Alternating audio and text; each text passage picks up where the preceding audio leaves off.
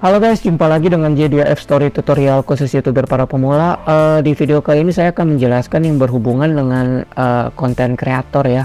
Karena di salah satu komunitas saya juga ada yang menanyakan gitu ya. Kalau jadi konten kreator mana yang lebih baik gitu ya? Apakah saya harus menunjukkan wajah saya atau tanpa menunjukkan wajah gitu ya? Jadi mana yang lebih baik, maksudnya mereka itu untuk kedepannya seperti apa gitu ya teman-teman. Jadi saya akan langsung aja ya teman-teman, saya membuat sebuah struktur. Ketika kita ingin menjadi konten kreator itu pilihan sih sebenarnya teman-teman, tergantung selera gitu ya, karena kedua-duanya itu baik dan itu tergantung pilihan. Sama juga halnya di dalam kehidupan nyata kita ya, karena hidup itu adalah pilihan teman-teman. Apakah kalian ingin bekerja di sebuah perusahaan atau kalian ingin buka usaha sendiri, nah itu semua tergantung dari pilihannya. Nah begitu juga di konten kreator sebagai YouTuber pemula. Jadi kita langsung aja, saya sudah memberikan struktur dan garis benang merahnya untuk kedepannya seperti apa gitu ya. Jadi saya sudah mempelajari yang berhubungan dunia per-YouTubean itu seperti apa ya, apalagi di dunia internet itu seperti apa gitu ya. Jadi yang perlu kita pahami adalah di sini ya teman-teman.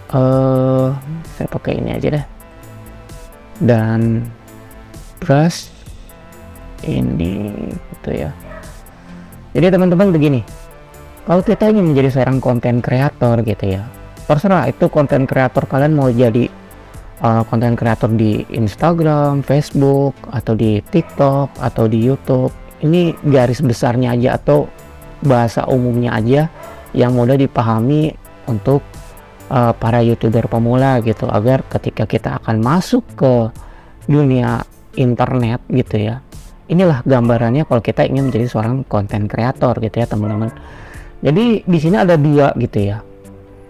Yang pertama adalah tanpa wajah dan yang kedua adalah personal branding gitu ya. Artinya kalau personal branding itu kita menunjukkan suara kita, menunjukkan diri kita di depan layar gitu ya, depan kamera gitu ya teman-teman. Nah untuk menjadi konten kreator YouTube gitu ya, ini kita bahas mengenai per YouTubean ya, karena kita berada di dalam platform YouTube ya teman-teman. Kuncinya tuh sebenarnya di sini teman-teman. Kunci menjadi seorang konten kreator sebenarnya adalah di sini, traffic atau audience gitu ya. Kalau bahasa internet ya atau bahasa digital gitu ya, biasa mereka menggunakan traffic gitu ya, bahasa Inggrisnya audience, kalau kita penonton gitu ya. Traffic ini artinya kan pengunjung gitu ya. Nah ketika kita memiliki traffic atau penonton gitu ya, kita berada di dalam platform YouTube gitu. Kalau kalian memang sudah memiliki traffic yang sangat besar gitu ya, banyak gitu ya penonton organiknya gitu, YouTube akan mengajak kerjasama gitu kepada rekan-rekan atau teman-teman semua. YouTube akan mengirimkan email gitu ya ke kalian gitu berdasarkan persyaratan gitu ya, karena YouTube juga ingin menjalin kerjasama dengan para konten kreator gitu, namanya juga platform bisnis gitu ya. Ingat ya, YouTube itu adalah platform bisnis gitu ya. Jadi apapun itu semua bisa dibisniskan di dalam dunia per YouTubean gitu. Nah lalu ketika kalian diajak menjadi konten kreator sebagai partnernya YouTube gitu ya, kalian harus memiliki kontrak atau perjanjian berdasarkan 1000 subscriber dan 4000 jam tayang gitu ya teman-teman. Tanpa wajah juga bisa, tanpa wajah bisa, personal branding atau menunjukkan wajah kalian juga bisa gitu ya. Tetapi, nah di sini ada tetapinya teman-teman. YouTube maunya harus sesuai berdasarkan peraturan pedoman komunitas YouTube gitu. Namanya juga platform bisnis gitu ya. Platform bisnis ini kan pasti punya peraturan dan punya pedomannya gitu. Jadi namanya kalau kita kerja di sebuah perusahaan, kita kan teken kontrak nih, ya kan istilahnya seperti itu. Nah kalian mau atau tidak gitu loh. Tanpa kalian mau jadi ikut teken kontrak atau ingin berdiri sendiri pun bisa sebenarnya gitu loh. Karena YouTube itu kan hanya sebagai wadah gitu ya, atau sebuah tempat yang dimana kalian bisa menunjukkan kreativitas kalian dan bisa memberikan keuntungan gitu ya, baik dari untuk diri kalian dan YouTube gitu. Jadi nanti situ akan dibagi hasil gitu, karena YouTube kan yang punya platformnya gitu ya. Nah, jadi berdasarkan ini gitu ya, jadi jika kalian sudah 1000 subscriber dan 4000 jam tayang gitu ya teman-teman, kalian akan ditawarkan gitu oleh YouTube untuk yuk kita kerjasama menjadi partner gitu kan, sesuai dengan peraturan pedoman komunitas YouTube gitu, karena kalian masuk di dalam platformnya YouTube gitu ya. Nah, nanti kalian tuh akan dibayar berdasarkan iklan gitu ya, karena kan YouTube ini kan platform bisnis yang dimana para pengiklan gitu ya datang ke platform ini untuk mengiklankan perusahaan-perusahaan mereka gitu ya, produk-produk mereka gitu. Dan YouTube ini kan ya sebagai wadah gitu ya, agar iklan-iklan itu dikenal dan diketahui oleh banyak orang gitu.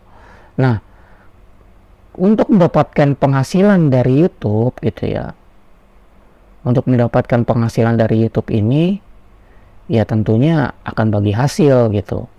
Jadi 55% itu untuk konten kreator, terus 45%-nya itu untuk YouTube misalnya ya. Itu kalau misalnya kita menjadi konten kreator untuk video reguler gitu ya. Sedangkan kalau untuk video short gitu ya, itu perjanjian kontraknya tuh berbeda gitu. Bukan mungkin sih, biasanya memang di aturan mainnya ada lisensi untuk musik kalau di video short gitu ya, jadi dipotong lagi gitu ya teman-teman. Beda dengan yang saya jelaskan tadi kalau kita hanya untuk di video panjang gitu ya. Dan keduanya ini sama-sama menguntungkan, bisa menghasilkan cuan atau uang gitu ya berdasarkan iklan-iklan yang ditampilkan oleh YouTube gitu. Tetapi yang perlu Anda ketahui di sini ya teman-teman ya, jadi kalau misalnya kita melihat berdasarkan penghasilan, tentu kan kita akan berbicara kira-kira mana yang lebih menguntungkan gitu ya, mana yang lebih baik gitu ya. Semuanya baik, tergantung pilihan kita gitu. Nah, kalau dari segi usaha ya di dunia per-YouTubean gitu ya, kalau kita berbicara tanpa wajah, karena YouTube adalah platform bisnis, kita pun bisa jualan gitu loh. Nah, kalau jualan tanpa wajah itu kita bisa menjual channel, jam tayang, subscriber, membuat banyak channel. Karena kita tidak menunjukkan wajah, jadi kita bisa menjual channel-channel kita gitu. Dan kalian bisa membuat banyak channel juga gitu ya di dalam dunia YouTube gitu ya. Nah, tetapi ada kekurangannya. Nah, kekurangannya di sini adalah berhubungan dengan resiko. Nih, ingat teman-teman, perkembangan zaman teknologi itu makin hari makin maju gitu ya. Jangan sampai kita ketinggalan gitu ya. Karena kalau misalnya kita berbicara dampak dari peraturan pedoman komunitas YouTube ini gitu loh ya. Kalau misalnya channel-channel tanpa wajah kan kecenderungan mereka itu copyright gitu ya. Upload dari via internet gitu ya. Nah, sekarang YouTube menggunakan AI atau Artificial Intelligence. Jadi, apapun yang kalian pernah ambil dari internet, sangat-sangat berhati-hati sekali. Kalau kalian tidak tahu caranya, kalian bisa terkena copyright atau terkena yang namanya konten yang digunakan ulang gitu ya. Atau istilahnya kalian mengambil hasil karya orang lain gitu. Kecenderungannya ke sana kalau kalian menggunakan channel tanpa wajah gitu ya. Jadi resikonya lebih besar dibanding dengan personal branding ini gitu ya. Jadi minim resiko gitu ya kalau misalnya untuk konten yang personal branding gitu ya. Walaupun sama-sama memiliki banyak audiens gitu loh. Nah, di sini juga ya kalau untuk personal branding itu kita juga bisa jualan gitu ya. Kita bisa jualan produk, kita bisa jualan digital produk gitu ya, kita bisa jual jasa keahlian kita gitu ya. Maksudnya jasa keahlian kita itu apa? Misalnya kalian seorang pengajar, kalian bisa buka kelas, kalian bisa buka webinar, kalian bisa buka seminar-seminar gitu ya. Dan kalian juga bisa mempromosikan tempat usaha kalian gitu. Dan banyak keuntungannya gitu. Kalau misalnya kalian menggunakan personal branding dibanding dengan tanpa wajah gitu atau anonimus gitu ya. Nah, kalian juga bisa mendapat endorsement gitu ya. Misalnya ada rekan di dunia nyata kalian gitu ya, menawarkan ikat kontrak dong 3 bulan gitu ya, kalian promosiin dong di platform YouTube tentang kopi misalnya ya, atau apa gitu ya, produk-produk yang endorsement gitu ya.